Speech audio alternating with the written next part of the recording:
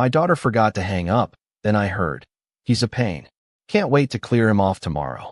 She forgot she was staying in my house with her husband. The next day, the unexpected happened. I will tell you everything. First, let me quickly thank you for your continuous support. This means a lot to us. If you enjoy the stories we share, kindly subscribe to this channel. It will be great if you can leave a comment on which city you are watching from. We might just give you a shout out in our next story. Today's special shout out goes to Charles Sherman from Ohio. We are glad you enjoy our stories. Now let's go deeper into the story. I used to enjoy silence. I don't mean the kind that settles in when a TV's been turned off or after a conversation ends. I mean the deep, unbothered kind that lives in an empty house. The kind where you can hear the tick of the thermostat clicking to life, where your thoughts echo a little as you walk from one room to another. I earned that silence. Worked 40 years in municipal maintenance, through heat waves, ice storms, and a back surgery no one sent flowers for.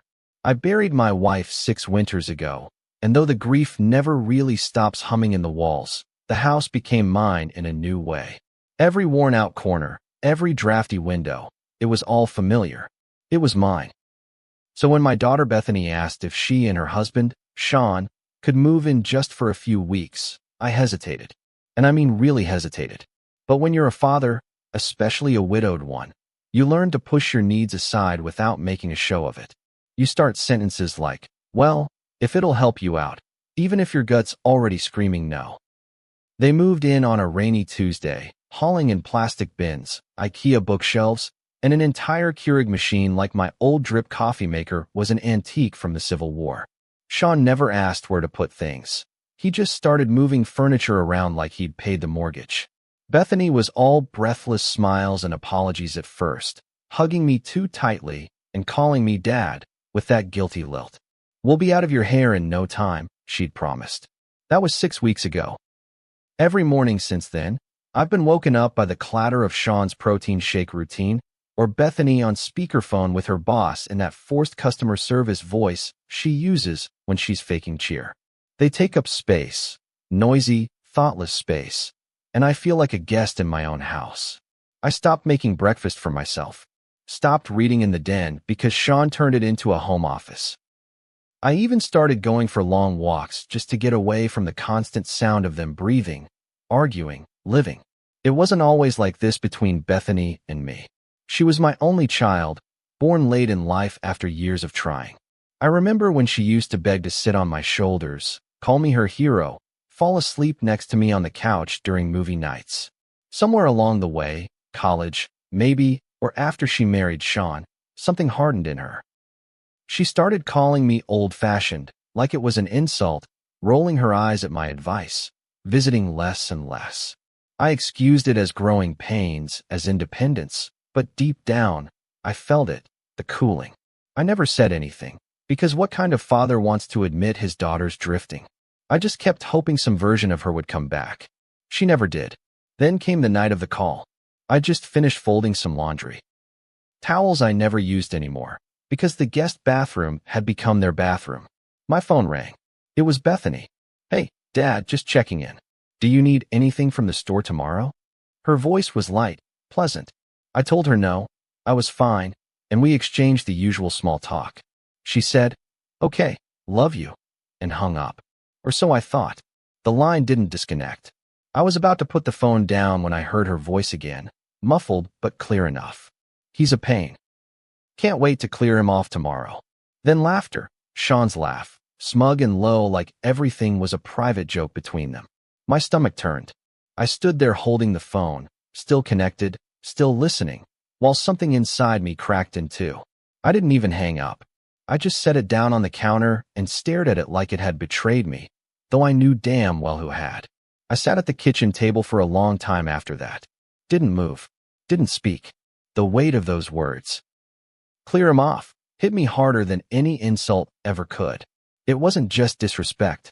It was eviction. My daughter, in my house, planning my removal like I was some stubborn stain on her future plans. There was no "we should talk to Dad." No trace of gratitude, not even frustration I could work with. Just dismissal, like I was in the way, like I wasn't even a person anymore, just an obstacle. That night, I didn't sleep. I paced. I muttered. I replayed it over and over in my head until the words etched themselves onto the walls. In the morning, I sat down with a notebook, scribbled some numbers, and made a call to a real estate agent named Barbara, a sharp, no-nonsense woman I'd met at a town meeting years ago. "How fast can we move this house?" I asked. She paused, asked if everything was okay. I told her it was time. Time to let go of the past, the pain, the constant reminder that I'd let my love for my daughter cloud my better judgment. She said she'd get the paperwork ready. I said, "Do it fast." Over the next few days, I smiled like nothing had happened. Let them keep using my pantry, my shower, my Wi-Fi. I cooked dinner twice, even let Sean have the last pork chop. But inside, I was done. The decision was made, and for the first time in years, I felt steady. Not happy, not yet, but calm. Like I was standing on the edge of a cliff and the wind wasn't so scary anymore. I knew what I was about to do would make me the villain in their story. Let them say I overreacted. Let them cry betrayal. But what they didn't understand, and maybe never would, is that I'd been betrayed first. Not just by one careless comment, but by years of subtle erosion. By being tolerated instead of loved, used instead of seen. You can only swallow so much before the bitterness fills every corner of your life. So I started packing, not clothes, not keepsakes, just documents. My passport, my financials. I made another call, this time to a travel agent. "I want to be out of the country by the time they find out," I said. And when Barbara finally called back with the news that the house was listed and there was immediate interest, I didn't feel guilt. I felt release. It's a strange thing, waiting for a knife that's already struck. You'd think the damage was done, that there's no more pain once the cut lands, but it lingers. It throbs in waves, deeper than you thought possible. That whole day after I heard Bethany's words, "He's a pain. Can't wait to clear him off tomorrow," I walked around the house like I was already a ghost. The walls felt different. Her voice echoed in every room, even when she wasn't there. I'd see her mug on the counter, the one with the chipped handle I told her not to microwave, and I'd remember her laughing at me behind my back. I heard her plans with Sean in my head like a looping voicemail, some twisted theater I couldn't unhear. And as angry as I was, there was something even more powerful underneath, shame. Shame that I had opened my doors to a child who saw me as dead weight. Shame that I didn't recognize how far we drifted until she said it out loud. I had failed at something I thought I could never screw up, being her father. Barbara, the real estate agent, worked faster than I expected. She came by the next morning with her leather binder and that professional calm that made everything feel clinical, even though my heart was pounding. "Are you sure?" she asked again, peering over her reading glasses as I signed the initial paperwork. "I'm sure," I said. My voice didn't waver. I had rehearsed it the night before, standing in front of the bathroom mirror like I was giving a eulogy. In a way, I was. I was burying the last illusion I had of what Bethany and I were. That whatever remained between us could be fixed, softened, forgiven. That illusion died with one overheard sentence. I asked Barbara to keep everything quiet until after the house was under contract. I didn't want my daughter catching wind too soon. "Once the papers are filed, you're free to tell them," I said. She gave me a look, a mix of curiosity and restrained judgment, but didn't ask questions. She was a professional, probably seen stranger things. Later that day, I started packing a small carry-on, just enough to get me through a few months abroad. I didn't want anything from the house. Not the photo albums, not the furniture, not the drawer full of Bethany's kindergarten drawings that I'd kept all these years. I couldn't even look at them anymore. I kept imagining her as a little girl with paint-streaked fingers, telling me she loved me, not knowing what she'd become. That hurt more than anything. It wasn't just betrayal, it was a loss of memory, a rewriting of everything I thought was sacred between us. 3 days later, Barbara called. "We've got a serious buyer. Full price, cash offer. Wants to move fast. I can have everything signed and sealed by Monday." I told her to do it. She said she'd contact the occupants, Bethany and Sean, first thing in the morning. That night, I stayed up again. Not out of anxiety, but readiness. There's a kind of peace that comes when you stop trying to be understood. When you finally admit to yourself that the people you love might never see you clearly. I wasn't hoping they'd change their minds, apologize, or even notice I was gone. I just wanted the door to close behind me for good. I didn't stick around to witness the fallout. I left that morning, early, just after dawn.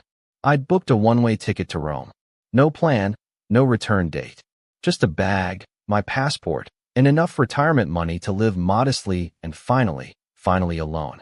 I left a spare key on the counter and a note that simply said, "Take care." I didn't know them a goodbye, not after what I heard.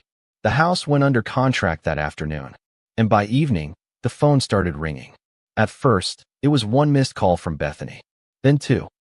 By the time I landed in New York for my layover, I had 8 missed calls and a flood of texts that ranged from confused to furious. "Why is a real estate agent here? Dad, what's going on? Are you seriously selling the house? Our house?" I didn't answer any of them. I didn't feel obligated to explain. She'd said it herself. She couldn't wait to clear me off. So I cleared myself. When the plane took off across the Atlantic, I stared out the window and tried to remember the last time I felt free. It wasn't during retirement, and it certainly wasn't while sharing my home with 2 ungrateful mouths. Maybe it was the moment I decided to stop making room for people who couldn't see me as a human being. That was freedom, hard-earned, messy, and absolutely necessary. I checked my phone once more before switching it to airplane mode. Another voicemail. Her voice, panicked now. "Dad, what is going on? Please call me. I don't understand. Why are you doing this? Please, just talk to me." I listened to the message without emotion. Not because I didn't care, but because I had nothing left to give. There are only so many times you can offer someone grace before you start to resent them for it. And I was done resenting her. I was done waiting for her to value me. By the time the plane landed in Rome, I had already decided not to respond. Not yet. I wanted her to sit with it, to really feel what it's like when someone who always forgave you finally says enough. I booked a hotel near the Tiber River, unpacked my single bag, and turned my phone off for 3 full days. When I turned it back on, I had 3 voicemails, 10 emails, and over 20 messages on social media. I listened to one voicemail.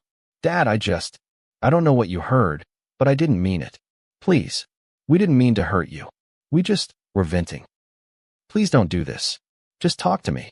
No apology. No ownership. Just scrambling." I deleted it. I opened one email. The subject line said, "I'm so sorry." It was longer than the others. It started with excuses, stress, pressure, misunderstanding. She said she was just venting, that Sean had been pushing her to talk about plans, and that she didn't mean to hurt me. But what she didn't say told me everything. She didn't say I was right to be hurt. She didn't say she was wrong to speak that way about the man who gave her a roof and asked for nothing but basic respect. She didn't say she loved me. Not once. I hit reply and typed a sentence I never thought I'd send to my own child. "I heard what you said. You didn't know I was listening, and that's what makes it honest. Don't contact me again. Forget I exist." Then I hit send. And for the first time in years, I went to bed without anyone else's noise but my own breathing. I never thought I'd start my life over at 68. That age was supposed to be for gentle mornings, late coffee, reading the paper without a single voice in the house but my own. It wasn't supposed to be the beginning of anything. It was meant to be the reward for everything I'd already done. But as I stood on that quiet Roman street, suitcase in one hand and cappuccino in the other, I realized that starting over isn't something you do when you're young. It's something you do when you've had enough. And I had reached my enough. The sale of the house went through smoother than I expected. Barbara emailed the confirmation, along with a scanned image of the closing contract and a short note. "Hope you're doing well." They were surprised. That was her polite way of saying they were furious. I could almost picture it. Sean pacing the living room, Bethany holding her phone like it had betrayed her, both of them realizing that the man they dismissed as a pain had removed himself entirely. Not just from the house, from their lives. For a while, I stayed quiet. I rented a modest flat in Trastevere with stone floors and a balcony that faced a lemon tree courtyard. The air smelled like fresh bread and cigarette smoke. I made peace with the slow hours, the new silence that wasn't about loss, but choice. Every morning, I walked to the same cafe, nodded to the old man who played chess alone by the fountain, and read the paper in slow, deliberate Italian. I didn't tell anyone where I was. No family, no friends, just me. I wasn't hiding. I was escaping, and there's a difference. One is fear, the other is freedom. But peace has a price, and mine came in the form of messages I couldn't avoid forever. They found me online. First Facebook, comments under old photos. Then Instagram, where Bethany messaged me through an account I forgot I even had. Please, Dad, just talk to me. I deleted it. Then came email after email, long paragraphs full of explanations that read more like excuses. One even started with, I know I said something hurtful, but it was just a moment of stress. Everyone vents. That was the one that got me. Everyone vents. As if dismissing your father in his own house, while living off his kindness, was the same as complaining about a boss or traffic. I didn't respond. I couldn't. Because there's something worse than anger. It's when someone tells you your pain isn't even worth an apology. Then one day, I made the mistake of opening my laptop without checking my filters. A voicemail notification popped up, auto-transcribed, garbled but unmistakable. It was Bethany again. Dad, I need you to hear me. Please. You're acting like I meant to hurt you, like I don't care. But you know I love you. You know that. Sean didn't mean it either. He was just being dumb. We were both frustrated. But you're being cruel. You abandoned us. That last line, you abandoned us, hit me like a sucker punch. I nearly laughed at the absurdity of it. I abandoned them. After everything I'd done? After months of being treated like a burden in my own house. After overhearing their plan to clear me off. I was the one who walked away, and I was the monster? That was the moment I knew they hadn't learned a thing.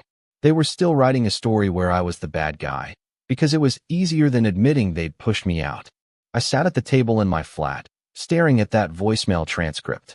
The lemon tree outside swayed in the breeze, and for a second, I considered writing back. Not to reconcile, God, no, but to explain, to finally say the words I had swallowed for years. I opened a draft. I typed, Bethany, I heard you say I was a pain. You said you couldn't wait to clear me off. You said it when you thought I wasn't listening, which is exactly why it matters. That was your truth. Not a moment of stress. Not a joke. Not a vent. It was how you really see me. I stopped there. My hands were shaking. I hadn't realized how badly I needed to say it out loud. I kept typing. You lived in my house, ate my food, slept under my roof, and in return, you planned how to remove me like I was clutter. You made it clear there's no space for me in your life unless I'm convenient. And I've lived too long, worked too hard, and lost too much to be anyone's inconvenience again. And then I wrote the hardest part. You asked me to forgive you. But what you're really asking is to go back to the way things were. I can't. Because the way things were is what broke me. I didn't abandon you. I freed myself from you. And I don't regret it. I signed it simply, Dad. I never sent it. I closed the laptop, walked down the stairs, and took the long way to the cafe. I needed the air, needed the space. I passed a young couple arguing in the alley near the square. She was crying. He was gesturing wildly, and it reminded me of Bethany and Sean. Always dramatic, always loud, always pulling everyone into their mess. I used to think I had to be part of that. That it was love to stay close even when it hurt. But now I knew better. You can love someone and still choose to protect yourself from them. That night, I got an email from my cousin Carla back in the States. She didn't waste words. Bethany's been trying to find you. Says she's falling apart. Says she didn't mean it. I'm not picking sides, but I figured you should know. I replied 2 sentences. She meant it. I believe her. I've just decided to believe myself more. And then I went to sleep, not as a father, not as a villain, not even as a man who had been betrayed, but as someone finally choosing his own life.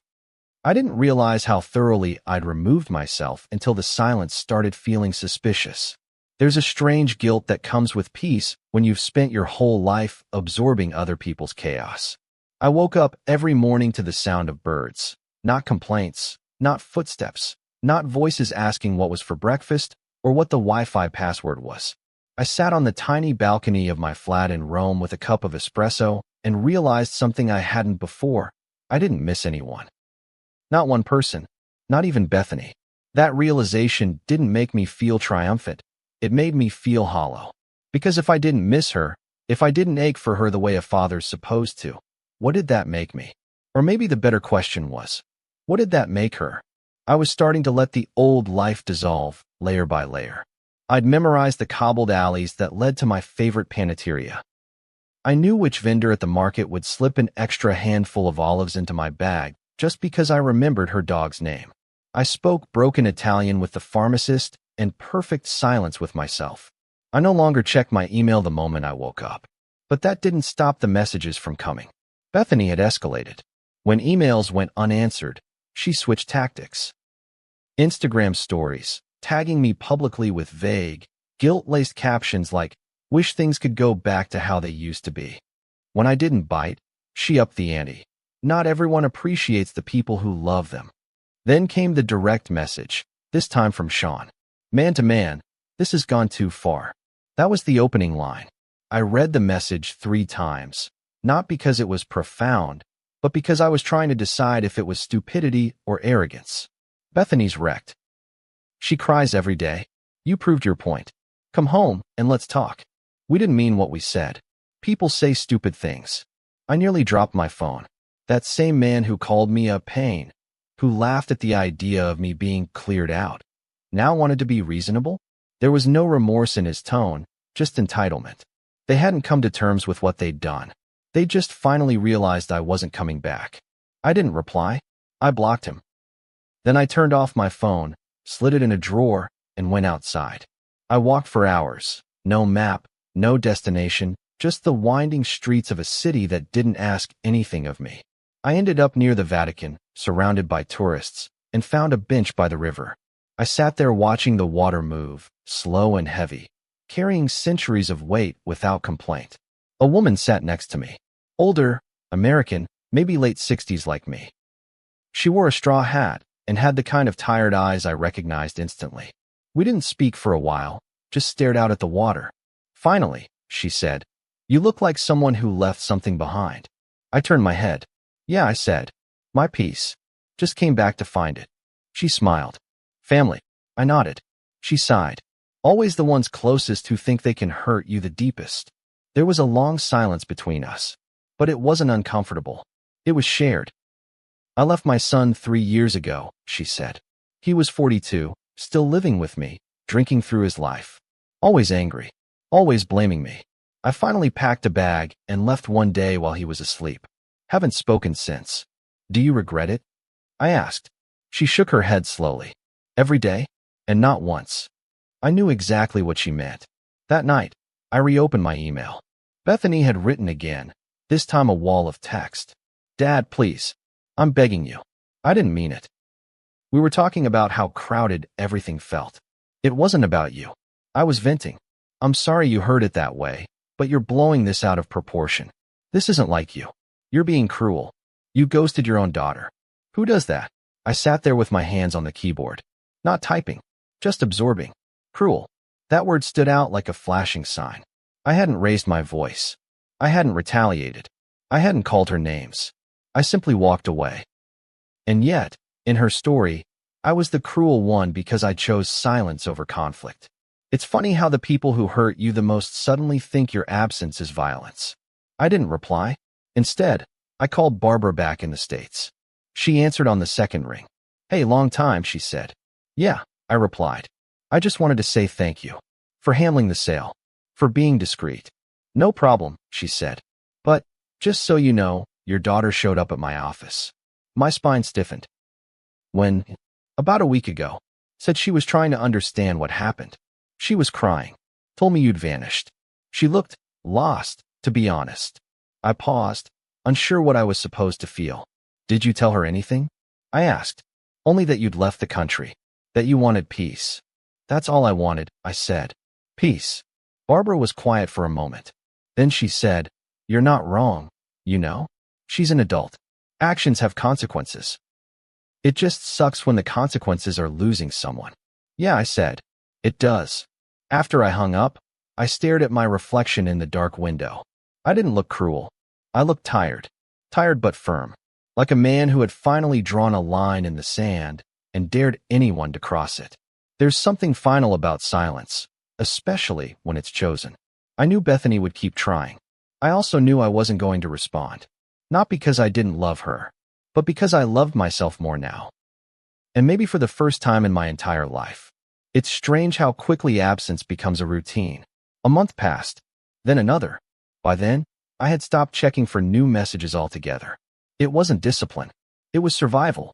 Every time I read Bethany's words, my chest tightened with a cocktail of grief and rage, like swallowing broken glass. I didn't want to hate her. I didn't even want to be angry anymore. I just wanted a life that didn't require forgiving someone over and over for the same wound. And if that meant staying quiet while she spiraled, then so be it. I had learned how to build a life from the ground up before, once, when my wife died. Now I was doing it again. This time, brick by brick, in a city that didn't care who I used to be. The streets of Rome had their own rhythm. Tourists chattering in a dozen languages, locals smoking in doorways, shopkeepers sweeping the day's dust into the gutters. I liked the anonymity. I liked not being Dad or Mr. Sanders or that guy whose daughter lives in his house rent-free. I was just the quiet American man who ordered the same pastry every morning and nodded politely. But one Sunday afternoon, as I sat with a notebook in the courtyard cafe, half writing, half people watching, a voice broke through the usual hum. "Excuse me. Are you Harold?" I looked up. A young woman, maybe early 30s, stood near my table. Dark hair pulled into a bun, sunglasses tucked into her blouse. American accent.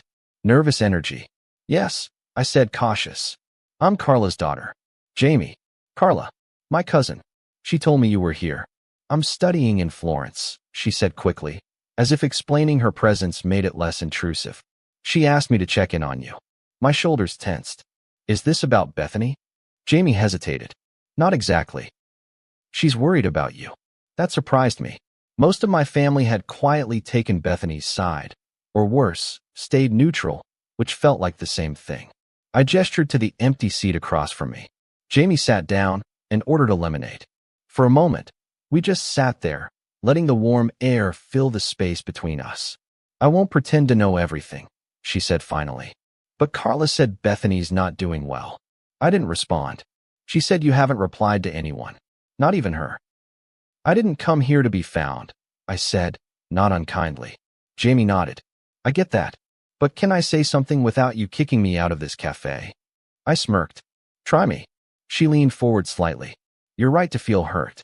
I mean, what she said was awful. You don't treat someone who gives you a roof like they're a burden. But from what Carla told me, it sounds like Bethany's drowning in guilt."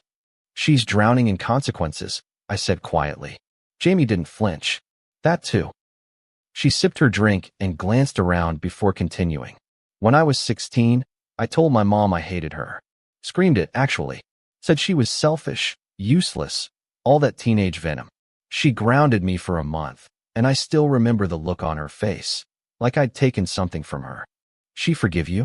"Eventually, but not right away. She let me sit in that silence. And it changed me." I sighed. "I'm not grounding my daughter, Jamie. She's 35. I know. And you're not wrong to stay silent. I'm just saying, sometimes silence says more than we think." Her words sat with me long after she left. I didn't say much during our goodbye, just thanked her for the lemonade and told her to keep enjoying Florence. But later that evening, I found myself pacing the tiled floors of my flat, that conversation echoing in my head. I didn't regret cutting Bethany off, but I was beginning to realize something else. I didn't want her thinking this was about revenge. It wasn't. It was about clarity. So, for the first time in weeks, I opened my laptop and clicked on an email from her. It was marked urgent. The body was long, longer than any she'd written before. "Dad, I don't know how else to say it. I messed up. I said something cruel, and I said it because I was trying to impress Sean. We were both frustrated that day, and instead of standing up for you, I tried to be clever, and I failed. I didn't realize you were still on the line, but that shouldn't matter, because I meant it in that moment. And that's the part one can't undo. I didn't think you were listening, and I let the worst version of myself speak. You have every right to hate me, but I miss you. I miss calling you. I miss knowing you're just on the other side of the country, maybe making coffee, maybe reading that old paper you love. I'm not asking you to forgive me right now. I just want you to know I finally understand why you left. And I'm sorry I didn't understand sooner. No excuses. No shifting blame. Just words I had needed to hear for months. I closed the laptop. I didn't write back. But for the first time, I cried. Not out of pain, but out of release. Because something shifted that night. Not toward reconciliation, but toward resolution. She had finally acknowledged the truth. And I didn't need to respond to know that mattered. I used to think peace was something you earned when life stopped hurting you. That it came after the dust settled, when people apologized, when things were right again. But I've learned that peace doesn't wait for the world to change. It waits for you to decide that you're done waiting. And I was done. Done hoping Bethany would return to the girl who used to fall asleep on my chest during thunderstorms. Done wishing that adulthood had softened her heart instead of sharpening her edges. Done pretending I hadn't already mourned her once before she ever uttered the words that finally broke us. Still, her last email had left something inside me unsettled. Not because I doubted my choice, but because it reminded me that behind all the anger, she was still my daughter. The one I used to carry on my shoulders. The one who made me hand turkey drawings on construction paper and once cried when I missed a school recital. I'd been carrying her absence like a boulder for months, trying to convince myself it was weightless. But love doesn't vanish, it hardens. And that hardness needed reckoning. I didn't write her back, but a few days later, I mailed something to Carla. A simple envelope with a photo inside. Me in Rome, standing in front of the Trevi fountain, a soft smile on my face. On the back, I scribbled in my own crooked handwriting. Tell her I'm okay. That's all. It wasn't an olive branch. It wasn't permission to come back into my life. But it was a breadcrumb. Not toward reconciliation, but closure. A way for both of us to stop bleeding. A week later, Carla replied. Just 2 lines. She cried when she saw it. Said thank you. That was enough. Because I wasn't interested in rebuilding something that had already collapsed. I just didn't want the debris poisoning us both. By then, my time in Rome was winding down. I had rented the flat month to month, no strings, just the way I liked it. But a part of me wanted permanence again. Not a house, not a mortgage, but roots. Something that felt like mine, not a favor, not a shared obligation. I started looking at long-term stays in Spain, then southern France. Places where the pace was slow and the language didn't demand more from me than I was willing to give. One morning, I was walking near Campo de' Fiori when I passed a small bookshop tucked between 2 aging buildings. It wasn't the kind of place that tried to draw in tourists. No big signs, no glossy postcards. Just a hand-painted window that said Libri e Memory. Books and memories. I stepped inside. The owner was a quiet man with ink-stained fingers and thick glasses. We spoke little. He let me browse in silence. I bought an old leather-bound journal and a used paperback by an author I'd never heard of. As I handed him the euros, he said in broken English, "You look like a man who has stories." I just smiled and nodded. I didn't tell him how right he was. I walked back to my flat and began writing again. Not to Bethany. Not to anyone. Just to myself. Every page held a version of me I had ignored for too long. The father. The husband. The widower. The man who gave and finally stopped. I didn't block Bethany's email. I didn't need to anymore. I knew she'd write again. I could already hear the shift in her voice, the way people sound when they realize the apology is just the beginning, not the solution. But I also knew she didn't have access to me anymore. Not like before. She could reach out, yes. But I didn't owe her my peace in exchange for her regret. That was the line, and I wasn't moving it. On my last night in Rome, I walked to the river and watched the sun dip below the rooftops.